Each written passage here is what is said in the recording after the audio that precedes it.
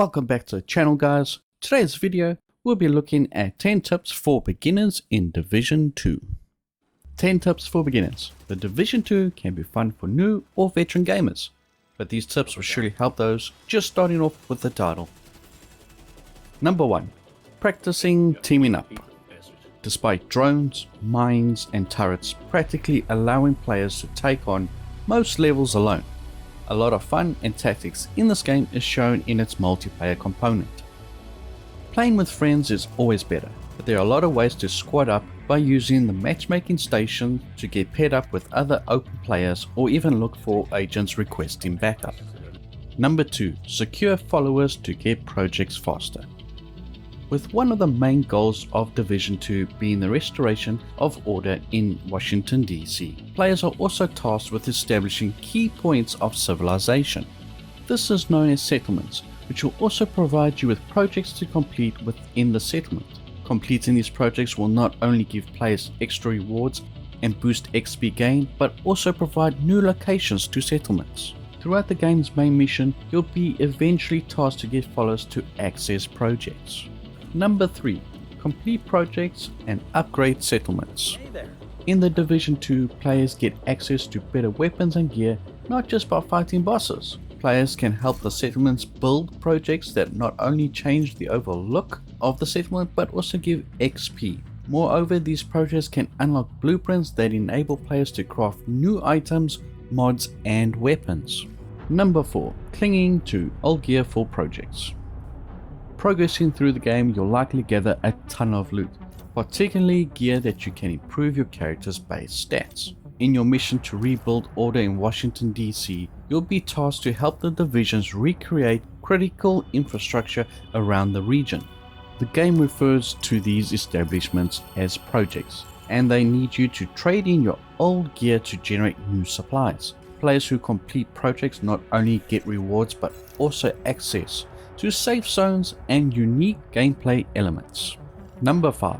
Headshot perk. This perk allows players to access to unique buffs that can vastly improve their tactical ability through perks. It's perks that give players a lot of customization options for their agent. For beginners, the ideal perk to pick are those that give players a lot of room for practice. A priority here would be a headshot accolade perk, which provides extra XP whenever agents pull off headshot kills.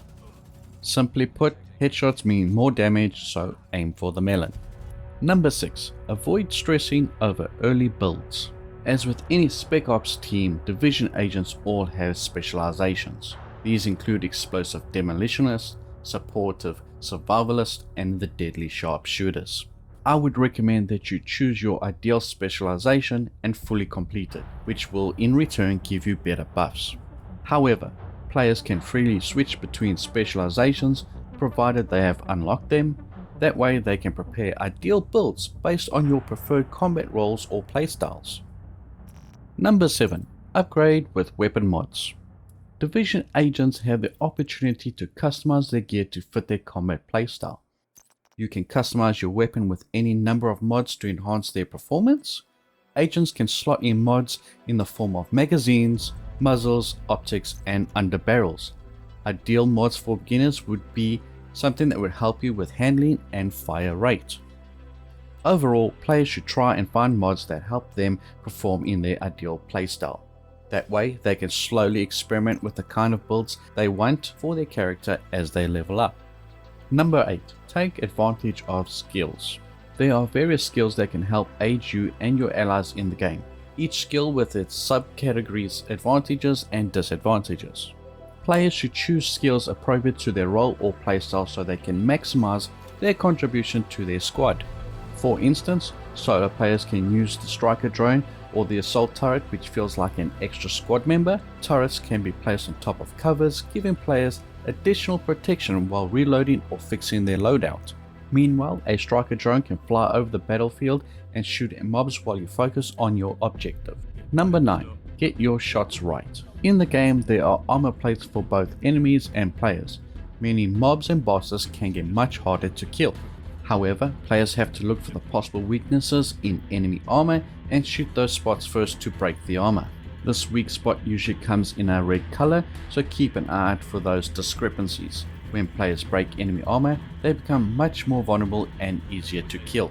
Number 10. Use covers often and carefully. Aside from armor plating, there is a cover system in the game. This element makes shootouts more often and more engaging. This means staying out in the open and trying to be Rambo will likely kill you immediately. Thankfully, there's plenty of cover around the city, so players can easily defend themselves from mobs. So there you go guys, 10 tips for beginners starting the Division 2. I hope that you enjoyed the video. Remember to hit that like button and to subscribe to the channel. This is Alpha Bravo, signing out till next time. See ya!